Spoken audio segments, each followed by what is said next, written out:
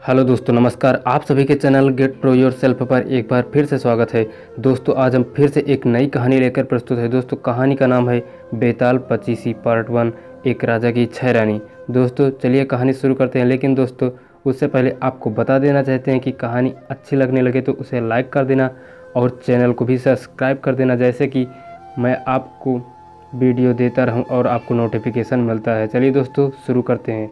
बहुत पुरानी बात है। धारा नगरी में गंधर्व सेन नाम का एक राजा राज करते थे। उसके 4 रानियां थी। उनके 6 लड़के थे जो सब के सब बड़े ही चतुर और बलवान थे। संयोग से एक दिन राजा की मृत्यु हो गई और उनकी जगह उनका बड़ा बेटा शंख गद्दी पर बैठा। उसने कुछ दिन राज किया, लेकिन छोटे भाई विक्रम ने उसे मार डाला और स्वयं राजा बन बैठा। उसका राज्य दिनों दिन बढ़ता गया और वह सारे जम्बूद्वीप का राजा बन बैठा। एक दिन उसके मन में आया कि उसे घूमकर सैर करनी चाहिए और जिन देशों के नाम उसने सुने हैं उन्हें देखना चाहिए। सो वह गद्दी अपने छोटे भाई भरतहरि को सौंपकर योगी बनकर राज्य से निकल पड़ा। उस नगर में एक ब्राह्मण तपस्या करता था। एक दिन देवता ने प्रसन्न होकर उसे एक फल दिया और कहा कि इसे जो भी खाएगा वह अमर हो जाएगा। ब्राह्मण ने वह फल लाकर अपनी पत्नी को दे दिया और देवता की बात भी बता दी। ब्राह्मणी बोली, हम अमर होकर क्या करेंगे? हमेशा भीख ही मांगते रहेंगे। इससे तो मरना ही अच्छा है। तुम इस फल को लेकर जाओ और राजा को दे आओ। बदले में कुछ धन भी लेते आना। यह सुनकर ब्राह्मण फल लेकर राजा भरतहरि के पास गया और सारा हाल कहा सुनाया। भरतहरि ने फल ले लिया और ब्राह्मण को 1 लाख रुपए देकर विदा कर दिया। भरतहरि अपनी एक रानी को बहुत चाहता था। उसने महल में जाकर वह फल उसी को दे दिया। रानी की मित्रता शहर के कोतवाल से थी। उसने वह फल कोतवाल को दे दिया। कोतवाल एक वेश्या के पास जाया करता था। वह उस फल को उस वेश्या को दे आया। वेश्या ने सोचा कि यह फल को राजा को खाना चाहिए। वह उसे लेकर राजा भरतहरि के पास गई और उसे दे दिया। भरतहरि ने उसे बहुत सा धन दिया, लेकिन जब उसने फल को अच्छी तरह से देखा तो पहचान लिया। उसे बड़ी चोट लगी, पर उसने किसी से कुछ कहा नहीं। उसने महल में जाकर रानी से पूछा कि तुमने उस फल का क्या किया? रानी ने कहा, मैंने उसे खा लिया। राजा ने वह फल निकाल कर दिखा दिया। रानी घबरा गई और उसने सारी बात सच सच कह दी। भरतहरि ने पता लगाया तो उसे पूरी बात ठीक ठीक मालूम हो गई। वह बहुत दुखी हुआ। उसने सोचा, यह दुनिया माया जाल है, इसमें अपना कोई नहीं है। वह फल लेकर आया और उसे धुलवा कर स्वयं खा लिया। फिर राजपाट छोड़ योगी का भेष बना जंगल में तपस्या करने चला गया। भरतहरि के जंगल में चले जाने से विक्रम की गद्दी सूनी हो गई। जब राजा इंद्र को यह समाचार मिला तो उन्होंने एक देव को धारा नगरी की रखवाली के लिए भेज दिया। वह रात दिन वहीं रहने लगा। भरतहरि के राजपाट छोड़कर वन में चले जाने की बात विक्रम को मालूम हुई तो वह लौटकर अपने देश आया। आधी रात का समय था। जब वह नगर में घुसने लगा तो देव ने उसे रोका। राजा ने कहा, मैं विक्रम हूँ, यह मेरा राज है। तुम रोकने वाले कौन होते हैं? देव ने कहा, तुम सच्चे राजा विक्रम हो तो आओ पहले मुझसे लड़ो। दोनों में लड़ाई हुई। राजा ने जरा सी देर में देव को पछाड़ दिया। तब देव बोला, हे राजन, तुमने मुझे हरा दिया, मैं तुम्हें जीवन दान देता हूँ। इसके बाद देव ने कहा, राजन, एक नगर और एक नक्षत्र में तुम 3 आदमी पैदा हुए थे।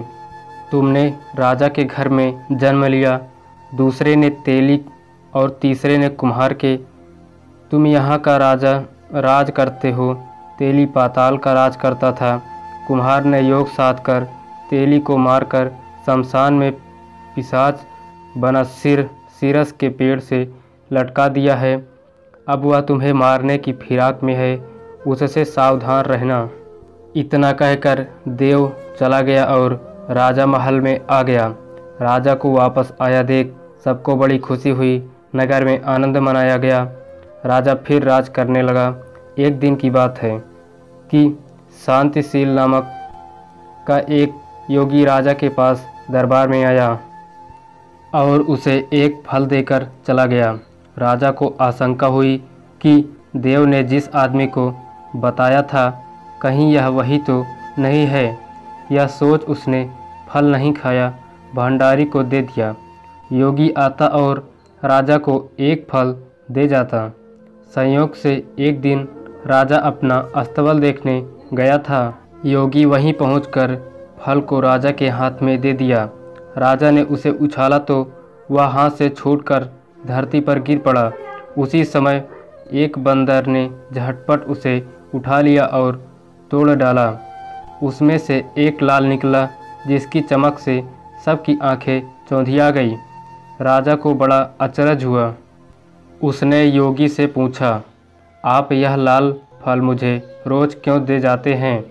योगी ने जवाब दिया, महाराज, राजा, गुरु, ज्योतिषी, वैद्य और बेटी, इनके घर कभी खाली हाथ नहीं जाना चाहिए। राजा ने भंडारी को बुलाकर पीछे के सब फल मंगवाए। तुड़वाने पर सब में से एक एक लाल निकला। इतने लाल देखकर राजा को बड़ा हर्ष हुआ। उसने जौहरी को बुलवाकर उनका मूल्य पूछा। जौहरी बोला, महाराज, ये लाल इतनी कीमती है कि इनका मोल करोड़ों रुपए में भी नहीं आका जा सकता। एक एक लाल एक एक राज्य के बराबर हैं। यह सुनकर राजा योगी का हाथ पकड़कर गद्दी पर ले गया। बोला, योगीराज, आप सुनी हुई बुरी बातें दूसरों के सामने नहीं कही जाती। राजा उसे अकेले में ले गया। वहाँ जाकर योगी ने कहा, महाराज, बात यह है कि गोदावरी नदी के किनारे मसान में मैं एक मंत्र सिद्ध कर रहा हूँ। उसके सिद्ध हो जाने पर मेरा मनोरथ पूरा हो जाएगा। तुम एक रात मेरे पास रहोगे तो मंत्र सिद्ध हो जाएगा। एक दिन रात को हथियार बांधकर तुम अकेले मेरे पास आ जाना। राजा ने कहा, अच्छी बात है। इसके उपरांत योगी दिन और समय बताकर अपने मठ में चला गया। वह दिन आने पर राजा अकेला वहां पहुंचा। योगी ने उसे अपने पास बिठा लिया। थोड़ी देर बैठकर राजा ने पूछा, महाराज, मेरे लिए क्या आज्ञा है? योगी ने कहा, राजन, यहाँ से दक्षिण दिशा में 2 कोस की दूरी पर मसान में एक सिरस के पेड़ पर एक मुर्दा लटका है। उसे मेरे पास ले आओ, तब तक मैं यहाँ पूजा करता हूँ। यह सुनकर राजा वहाँ से चल दिया। बड़ी भयंकर रात थी। चारों ओर अंधेरा फैला था। पानी बरस रहा था। भूत प्रेत शोर मचा रहे थे। सांप आकर पैरों में लिपटते थे। लेकिन राजा हिम्मत से आगे बढ़ता चला गया। जब वह मसान में पहुंचा तो देखता क्या है कि शेर दहाड़ रहे हैं, हाथी चिंघाड़ रहे हैं, भूत प्रेत आदमियों को मार रहे हैं। राजा बेधड़क चलता गया और सिरस के पेड़ के पास पहुंच गया। पेड़ जड़ से फुनकुनी तक आग से दहक रहा था। राजा ने सोचा, हो ना हो यह वही योगी है जिनकी बात देव ने बताई थी। पेड़ पर रस्सी से बंधा मुर्दा लटक रहा था। राजा पेड़ पर चढ़ गया और तलवार से रस्सी काट दी। मुर्दा नीचे गिर पड़ा और दहाड़ मार मार कर रोने लगा। राजा ने नीचे आकर पूछा, तू कौन है? राजा का इतना कहना था कि वह मुर्दा खी कर हंस पड़ा। राजा को बड़ा अचरज हुआ। तभी वह मुर्दा फिर पेड़ पर जा लटका। राजा फिर चढ़कर ऊपर गया और रस्सी काट मुर्दे का बगल में दबा नीचे आया। बोला, बता तू कौन है? मुर्दा चुप रहा। तब राजा ने उसे एक चादर में बांधा और योगी के पास ले चला। रास्ते में वह मुर्दा बोला, मैं बेताल हूँ, तू कौन है और मुझे कहाँ ले जा रहा है?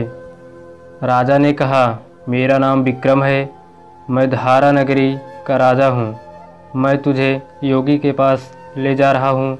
बेताल बोला, मैं एक शर्त पर चलूँगा, अगर तू रास्ते में बोलेगा तो मैं लौट कर पेड़ पर जा लटकूँगा। राजा ने उसकी बात मान ली। फिर बेताल बोला, पंडित चतुर और ज्ञानी, इनके दिन अच्छी अच्छी बातों में बीतते हैं, जबकि मूर्खों के दिन कलह और नींद में। अच्छा होगा कि हमारी राह भली बातों की चर्चा में बीत जाए। मैं तुझे एक कहानी सुनाता हूँ, ले सुन। दोस्तों, ये बेताल पचीसी का पार्ट नंबर 1 था। अगले पार्ट के साथ कल फिर से इसी टाइम पर मुलाकात होगी। दोस्तों, यदि वीडियो अच्छी लगी हो तो इसे लाइक कर देना और चैनल को सब्सक्राइब कर देना, जैसे कि आने वाली सभी वीडियो का नोटिफिकेशन आपको मिलता रहे और आप अच्छे से कहानी को वॉचिंग कर सकें। दोस्तों, अगले वीडियो में फिर से मिलेंगे। तब तक के लिए जय हिंद, जय भारत, नमस्कार, वंदे मातरम।